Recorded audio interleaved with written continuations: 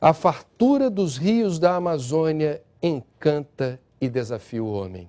Pesquisadores e pescadores não sabem dizer exatamente quantas espécies de peixes existem na região. Agora, Alessa, como acontece ao redor do planeta, na Amazônia também as alterações climáticas aparecem como ameaça. É verdade, André. A grande seca registrada este ano é um exemplo de como o desequilíbrio do ecossistema pode afetar a região.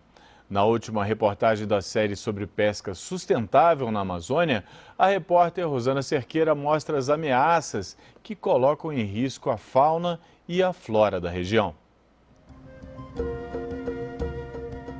Uma fartura que encanta e desafia o homem. Piranha? Piranha. Até hoje foram registradas cerca de 3.000 espécies de peixes na Amazônia. Mas a diversidade dessas águas é tão grande que ninguém sabe dizer exatamente quais os peixes que nadam por aqui. Só de pacu são umas 12 espécies de qualidade de pacu. Cuiú, umas 3 qualidades. Tucunaré tem umas 5 ou 6 qualidades de tucunaré. Quase todas as vezes que nós vamos fazer coletas em ambientes pristinos, a gente acaba descobrindo novas espécies, né? Os nossos pesquisadores no INPA têm armazenado nas nossas coleções um conjunto imenso de organismos que estão aí para serem descritos. A abundância de peixes sustenta uma fauna rica no ar, na terra e na água. É fácil encontrar jacarés, principalmente à noite. Este é um filhote de jacaré-açu, um bicho que chega a 6 metros de comprimento. Bichos mais amistosos divertem os turistas, alguns só enquanto são filhotes. A bacia do Rio Negro reserva outros encantos. Amigos dos humanos, os botos espantam os jacarés em troca de alguns peixinhos. Ó, tem 2 aqui, gente, 2 botos, um do lado, olha que coisa mais linda. E ele é cor-de-rosa mesmo, não é brincadeira. Ele é rosa e a pele dele é macia. E ele não se assusta com a gente, não. Tem um na minha perna, outro ali, outro aqui. Tem quantos aqui, Samuel? Tem 4. E eu entro na brincadeira.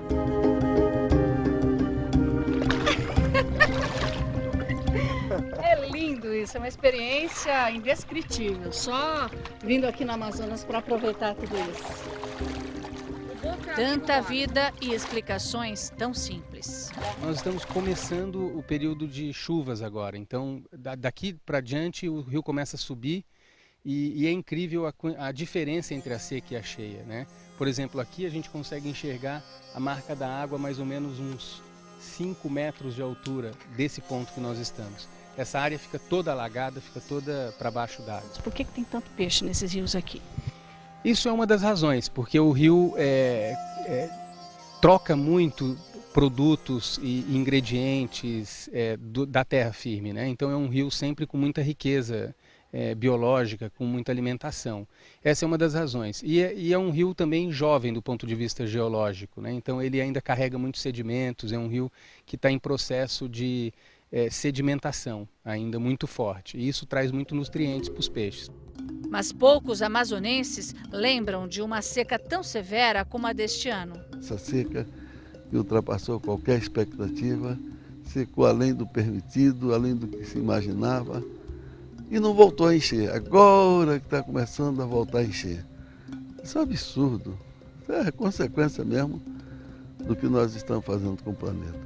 Períodos de fortes secas e de grandes enchentes têm sido mais frequentes no Amazonas. Especialistas, no entanto, afirmam que não dá para dizer ainda que isso é resultado do aquecimento global, das mudanças climáticas, mas eles concluem que os sinais da natureza são um alerta para o homem.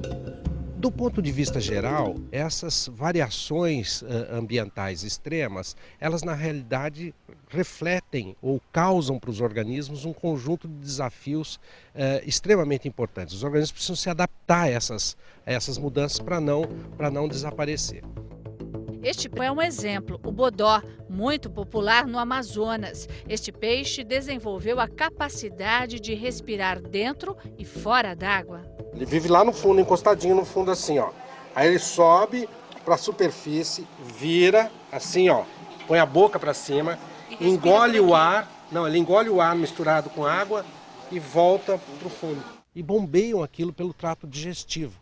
E a troca gasosa, em vez de se dar num pulmão ou então nas brânquias, se dá no estômago e intestino desses animais. Quer dizer, então é um modelo completamente diferente daquilo que convencionalmente a gente tem, entendeu? Entre os outros organismos. São as diferenças e as variedades amazônicas que animam os cientistas, estudando o DNA desses peixes, até exóticos, alguns com traços pré-históricos, como o pirarucu. Os pesquisadores acreditam que a floresta e sua fauna têm força e vão resistir às mudanças climáticas. Os principais grupos de peixe que a gente tem aqui na região surgiram em períodos que nós tínhamos pouco oxigênio e muito dióxido de carbono na atmosfera. Há milhões de anos. Há milhões de anos atrás. Como esses organismos sobreviveram a esses períodos todos e estão aí, tá certo? Foram acumulando informações para sobreviver às variações ambientais que ocorreram desde o aparecimento deles, é muito provável que o genoma desses organismos contenham informações que permitam a adaptação a novas condições ambientais. Tem tudo para dar certo, afirmam os cientistas. É só o homem não atrapalhar demais.